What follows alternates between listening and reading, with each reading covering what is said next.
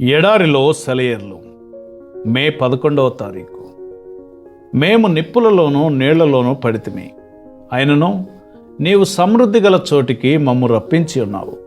కీర్తన 66:12.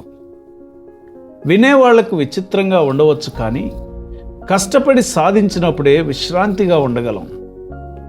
మనిషి ఇలా సాధించిన ప్రశాంతత అనేది తుఫాను ముందు అలముకునే భయంకర నిశ్శబ్దం లాంటిది కాదు.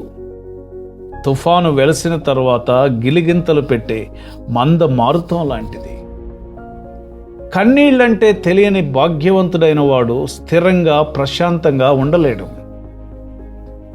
అతని గుణస్వభావాలు పరీక్షకు గురి కాలేదు.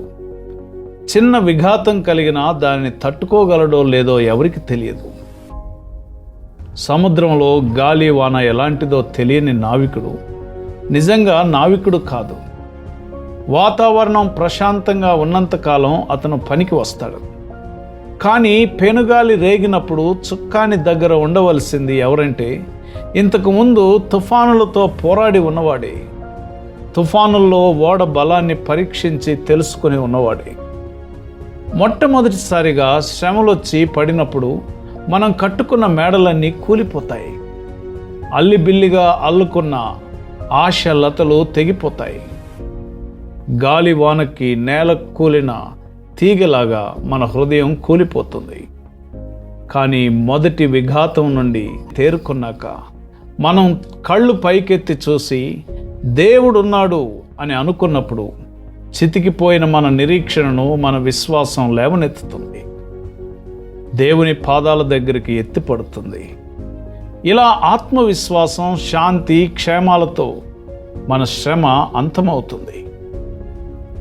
జీవనంలో పెను తుఫాను రేగింది. జీవిత నౌక శ్రమల అలలకి అల్లాడింది. అంచనాలు కొట్టుకుపోయాయి. గుండె బాధతో నిండింది. ఆశ అడుగంటింది. చివరికి ఆయన కన్నులు తెరిచాడు. అంతా ప్రశాంతత పరుచుకుంది. అనుమానాల పెను తుఫాన్లు, భయాల గాలివానలు కలవరపరిచాయి. నడిపించే వెలుగు వెలవెలపోయింది. చీకటి రాత్రి చెరచెరా చిందులేసింది. చివరికి ఆయన కనులు తెరిచాడు. కృపా సూర్యుడు కోటి కిరణాలతో పక్కున నవ్వాడు. అగ్ని పరీక్షల్లో చెలరేగే దుఃఖంలో కృంగింది మానసం. నేల కొరిగింది, ఆవరించింది. అంతా శూన్యం, నిస్పృహ. వెన్ను తట్టి ధైర్యపరిచేవారు లేరు. చివరికి ఆయన కన్నులు తెరిచాడు. అంతా సద్దుమణిగింది. ఆయనే దేవుడు, ఆయనే దేవుడు. ఆ దేవుడు నీ జీవితంలో కూడా ఉండి, నీ జీవితంలో చెలరేగిన పెను తుఫానుల్లో, శ్రమలలో, నీ అంచనాలన్నీ కొట్టుకుపోయిన వేళ, నీ గుండె బాధతో విలవల్లాడిన వేళ, నీ ఆశలు అడుగంటిన వేళ,